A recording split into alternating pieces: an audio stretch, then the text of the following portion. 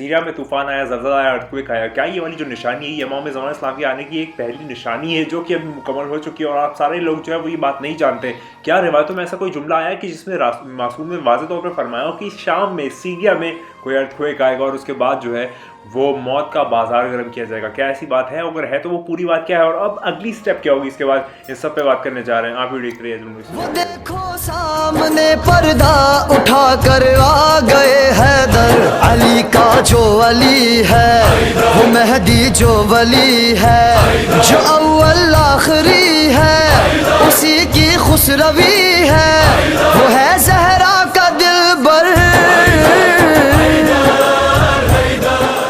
बात का आगाज़ करते हैं। सबसे पहले मैं आपको बता दूं कि मैं माज़रत चाहता हूं क्योंकि काफ़ी वक्त से, मतलब 6 दिन से मैं वीडियो नहीं बना पा रहा हूं क्योंकि काफ़ी ज़्यादा मसरूफियात जो है वो बढ़ गई हैं और उस जानिब उस तरीके से ये चीज़ें मुकम्मल तौर पे मैं रोज़ नहीं कर पा रहा हूँ। लेकिन मैं पूरी कोशिश करता हूँ कि जब भी वक्त मिले मैं फ़ौरन आप लोगों की खिदमत में पेश हूँ और मौला का जो पैगाम है वो आम करूँ।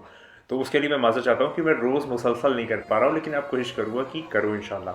ठीक है, ये पहली बात हो गई। अब दूसरी बात पे बात करते हैं। बात ये है कि अभी ये जो शाम में अर्थक्वेक आया, टर्की में पूरा एक जो अर्थक्वेक का कोहराम मचा है और उसके बाद पूरी जगह जो है वो एकदम, आप ऐसा समझे कि नीज़ तो नाबूद हो गई है, बर्बाद हो गई है। वहाँ पर ऐसे डिवास्टेशन और कॉन्कॉक्शन क्रिएट हुए हैं जिसने पूरी तरीके से उसको फैब्रिकेट कर दिया है और लोग जो है वो एकदम गुमनामी की ज़िंदगी जी रहे हैं इस तरीके से।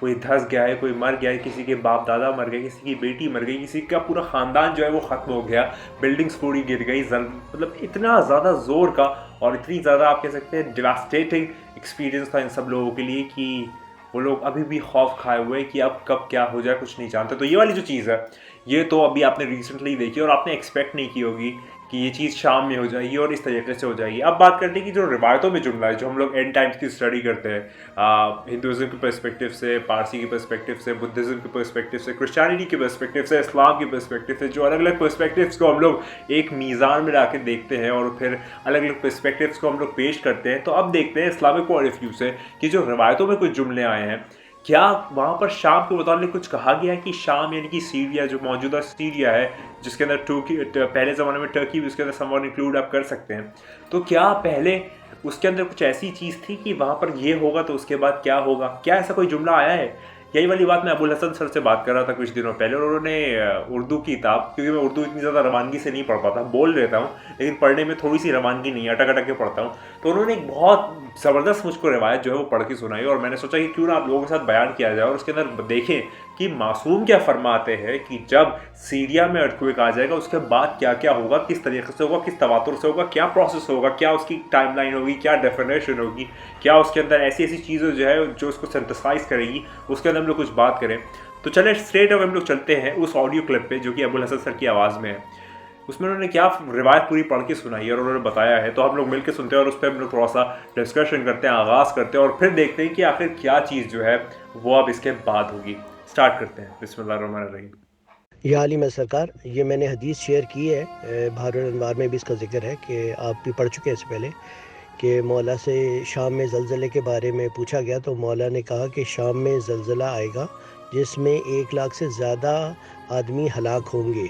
अब 20,000 की तो फिगर ये अभी दे रहा है मीडिया और 80,000 वो लोग हैं जो बीमारी की वजह से, सर्दी की वजह से और दीगर रीज़न्स की वजह से जो अर्थक्वेक बना है, क्योंकि 25 लाख लोग डिस्प्लेस हैं जो घर नहीं है उनके पास, तो वो मरेंगे। जो मौला ने कहा है तो वो मरेंगे, तो 1 लाख। अब उसमें मौला कहते हैं कि इसमें मोमिनीन के लिए रहमत है और काफिरीन के लिए अजाब होगा, यानी कि हमारे लिए तो रहमत है कि मौला करीब आ रहे हैं और काफिरों के लिए अजाब है छुपा हुआ, क्योंकि मौला ने आके उनको उनसे इंतकाम लेना है। फिर उस पर कहते हैं कि ऐसा हो तो तुम देखोगे। अब ये 1 बाय 1 इवेंट्स हैं कि मगरिब की जानिब से कुछ ऐसे सुर्ख घोड़ों पर सवार होकर आएंगे जिनके छोटे छोटे कान और छोटी छोटी दुम होगी और जर्द झंडे होंगे।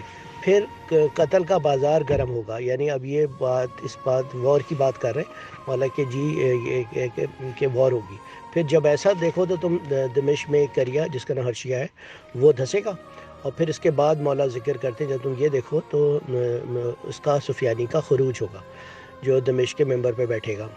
और जब ये हालात देखो तो फिर तुम मौला के ज़हूर का के मुंतज़िर रहो। तो अब ये चारों पांचों इवेंट्स 1 बाय 1 ये हो रहे और जो है तो इंशाल्लाह ताला आपसे जब बात होती है तो और फिर मज़ीद डिस्कशन होगा, तो ये अब इंशाल्लाह ताला हम उस इवेंट में हम दाखिल होंगे।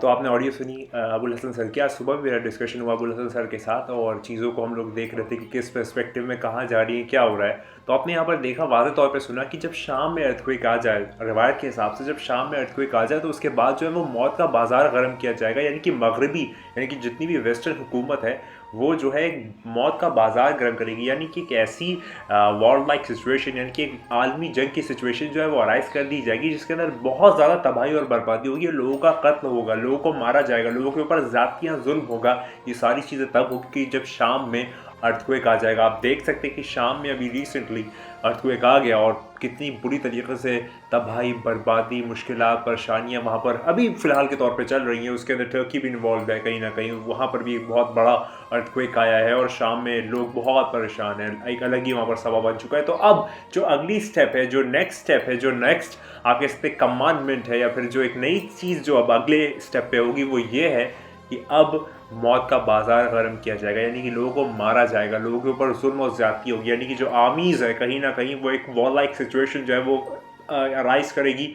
लोग जो है वो ट्रैवल करेंगे एक जगह से दूसरी जगह और वहाँ पर उनको फिर जाके मारेंगे। वो एक आर्मी जो है वो सुर्ख घोड़ों पे आपने सुना कि जिनके छोटे कान होंगे, ये सारी की सारी चीज़ें जो है वो उनका एक फेशियल डिस्क्रिप्शन या फिर थोड़ा सा फिलोसफिकल बात हो सकती है, लेकिन ये चीज़ वाज़ेह तौर पे आप जान लें, पहचान लें, मान लें कि जो मासूम की बात होती है वो कभी गलत नहीं हो सकती, क्योंकि वो सादिक़ीन है, वो सिद्दीक़ है, वो सिद्दीक़ अकबर है। तो उसी हिसाब से यहाँ पर जो मौला ने फरमाया है, रिवायतों में जो जुमला आया वो ये है कि अब इसके बाद जो एक नेक्स्ट स्टेप है वो ये है कि अब बहुत आलमी तौर पर लोगों को मारा जाएगा, ख़त्ल होगा, लोगों को बहुत ज़्यादा जुल्म और ज़्यादती होगी। ये वाली जो चीज़ है, ये वाली चीज़ इसके बाद पेश आएगी। और आप देख सकते हैं ये भी एक एंड ऑफ द टाइम्स के ऊपर बात कर रहे हैं। तो अभी भी कुछ लोग अगर ये समझ रहे हैं कि 4000 साल, 5000 साल, कलयुग में अभी बहुत वक्त है, इस तरीके की अगर कोई बात समझ रहे हैं तो आप लोग ये जान लें। आप थोड़ा सा एक न्यूट्रल होकर और एक ऐसे सिंपल पर्सपेक्टिव से सोच के देखें कि अभी जितनी भी फिलोसफीज़ है, चाहे वो हिंदुज़म, मुस्लिम हो, बुद्धिज़्म हो, सिर्फ स्पिरिचुअलिटी वाले हो, कोई भी हो, या फिर अगर कोई आप समझे एथीस्ट भी है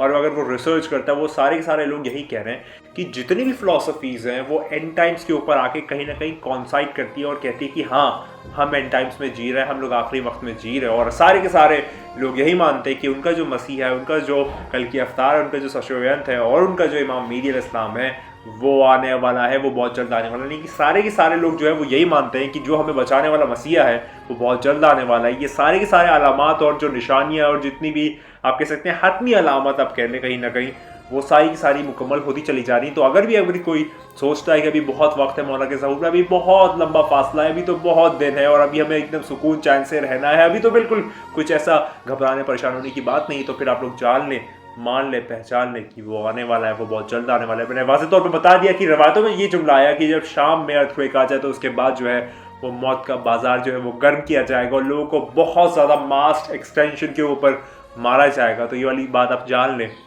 अब सीधे रास्ते पे आ जाए, सिरात मुस्तकीम पे आ जाए, मौला से तवस्सुल कायम कर ले, क्योंकि अगर जब मौला से तवस्सुल आप काम नहीं करते तो फिर आपको बचत का रास्ता नहीं है, क्योंकि यही एक वो चीज़ है जो कि हुज्जत खुदा है। हुज्जत के बिना जो ये दुनिया है वो मौजूद रह नहीं सकती, उसके ऊपर वो कायम नहीं रह सकती, क्योंकि कायम आले मोहम्मद अगर मौजूद नहीं तो दुनिया कायम नहीं रह सकती। तो अगर दुनिया कायम है तो कायम आले मोहम्मद का मौजूदगी उसको दिखाती है कि मौला मौजूद है। इंशाल्लाह एक और मैं इस पर वीडियो करूँगा कि सब लोग कहते हैं कि मतलब बात करते हैं कि मौला ज़िंदा है, नहीं ज़िंदा है, इस तरीके की। तो एक बात जान लें, मौला ही ज़िंदा है, बाकी तुम सब के सब मुर्दा हो। जितने भी लोग सुन रहे हो ना, अगर ऐसा कोई तसव्वुर रखते हो तो तुम सब मुर्दा हो, सिर्फ और सिर्फ मौला ज़िंदा है। ये बात आप लोग जान ले, पहचान ले, मान ले। तो ये वाली बात मैं आपको वाज़ेह तौर पे बता दिया कि अभी अर्थक्वेक आया शाम में, इसके बाद जो है बहुत ज़्यादा मास एक्सटेंशन के ऊपर लोगों को मारा जाएगा। जो फौज है वो इधर से उधर अपनी जो पोजीशन है वो रेप्लिकेट करेंगी, या फिर आप कह सकते हैं वो मूवमेंट करेंगी, मोशन में आएंगी और कहीं ना कहीं ये चीज़ें जो है वो पेश आएगी। तो मैं उम्मीद करता हूँ आपको बात क्लियर हो गई होगी।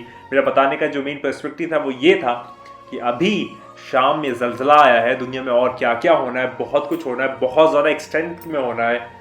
समझ जाए, जान जाए, पहचान जाए, मौला से अपना राब्ता कायम कर ले। चाहे आप कल की अफ्तार कहते हैं तो कल की अफ्तार से अपना राब्ता कायम कर ले। राब्ता मतलब कनेक्शन, अपने कनेक्शन जो है वो स्टैब्लिश कर ले। कल की अफ्तार से, सशुरान से, मैदिया से, किसी भी नाम से जानते हो उससे आप कर लें।